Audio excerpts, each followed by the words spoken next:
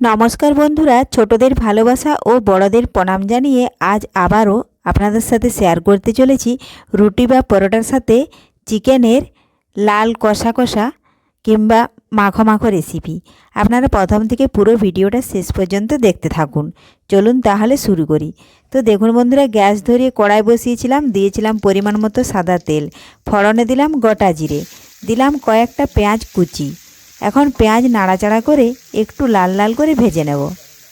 তার আগে যদি কোনো বন্ধু আমার চ্যানেলে নতুন হয়ে থাকেন, চ্যানেলটি সাবস্ক্রাইব করে বেল আইকন হলে সেট করে দিন সবার প্রথমে আমার রেসিপি পেতে। এখন দিচ্ছি একটা তেজপাতা। দেখুন আবার একটু পেঁয়াজ নাড়াচাড়া করে নিচ্ছি, আর পেঁয়াজটা একটু আমি লাল লাল করে ভেজে নেব। খুবই সহজ একটা রেসিপি ও কম সময়ের মধ্যে টেস্টি রেসিপি। একবার দেখলে আপনারাও বাড়িতে যে কেউ বানিয়ে নিতে পারবেন।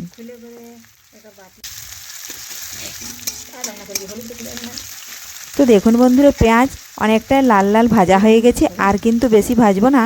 এখন আমি দিয়ে দিচ্ছি টমেটো কুচি। টমেটো ভালোভাবে পেঁয়াজের সাথে নাড়াচাড়া করে মিশিয়ে নিলাম।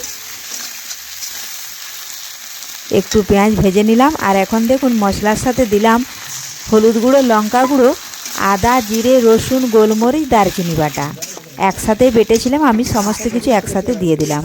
আর দেখুন নাড়াচাড়া করে মশলা একটু আমি কষে নিচ্ছি। মশলাটা একটু ভালোভাবে কষাতে হবে, তা না হলে মশলা থেকে কাঁচা গন্ধ ছাড়বে। এই দেখুন বন্ধুরা, মশলাটা এইভাবে নাড়াচাড়া করে আমি কষে নেব। তো মশলা কষানো হয়ে গেছে, এখন আমি চিকেন ধুয়ে রেখেছিলাম দেখুন দিয়ে দিলাম। চিকেন এখন মশলার সাথে ভালোভাবে নাড়াচাড়া করে মিশিয়ে নেব।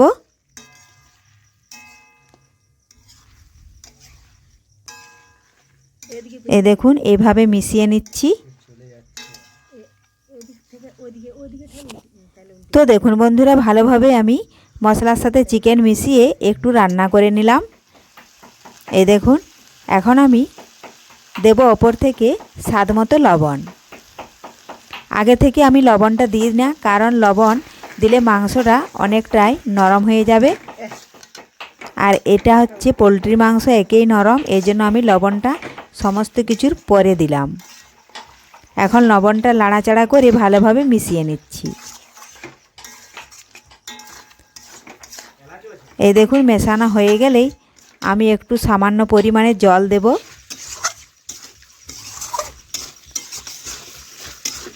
এই দেখুন কষানো হয়ে গেছে, শুকনো শুকনো হয়ে গেছে।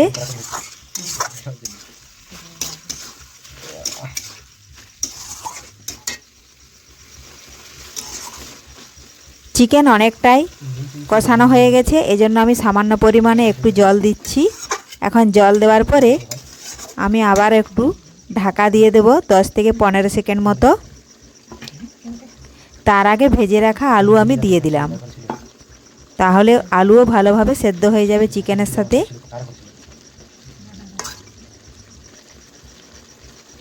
এ দেখুন বন্ধুরা, ঢাকা দিয়ে দিলাম 10 থেকে 15 সেকেন্ড। তো ফিরে এলাম 10 থেকে 15 সেকেন্ড পর। দেখুন চিকেন ভালোভাবে কষানো হয়ে গেছে। এই দেখুন আলুও ভালোভাবে সিদ্ধ হয়ে গেছে।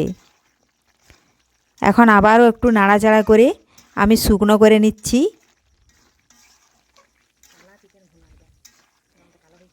তো এইভাবে আপনারাও ডিনারে রুটি পরোটার সাথে চিকেন একবার বানিয়ে দেখবেন, খেতে হবে দুর্দান্ত স্বাদের।